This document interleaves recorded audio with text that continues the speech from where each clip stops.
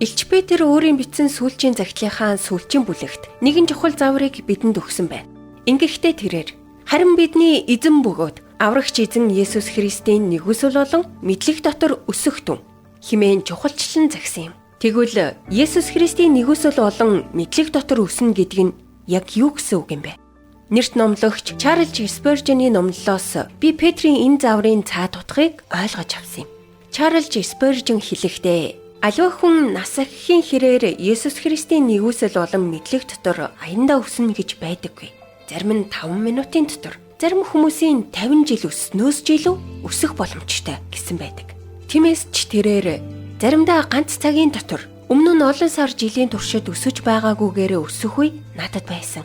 Тэрээр энэхүү үннийг өөрийн тулсан амьдралаасаа олж мэджээ. Чарльз Спержен цааш нь хэлэхдээ нэгүсэл дотор өснө гэдэг нь Бурхны хүү Есүс Христийг таньж мэдэх мэдлэгтэй нэгт холбоотой гэдгийг онцолсон байна.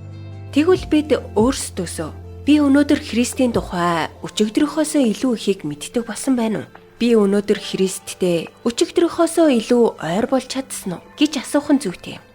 Учир нь Христийг мэдэх мэдлэгээр өснө гэдэг нь өөрөө Христийн нэгүсэл дотор өсөж байгаагийн нэгэн тод илрэл юм. Тиймээс эрхэм найз минь, Бурхан таныг Христийг мэдэх мэдлэг дотор өсгөх болтугай гэж би өрөөж байна. Та Библийг уншиж, ариун сүнсээрээ дамжуулан өөрийгөө илүү ихээр илчлэн харуулж өгөхийг Бурханаас гуйгаарай.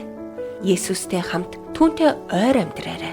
Тэгвэл та Христийн дотор бүх талаар өсөх болно.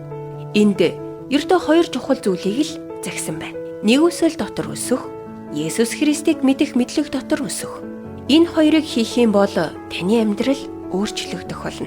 Та энэ өсөлтийг яг одооноос ч эхлүүлж болно шүү дээ.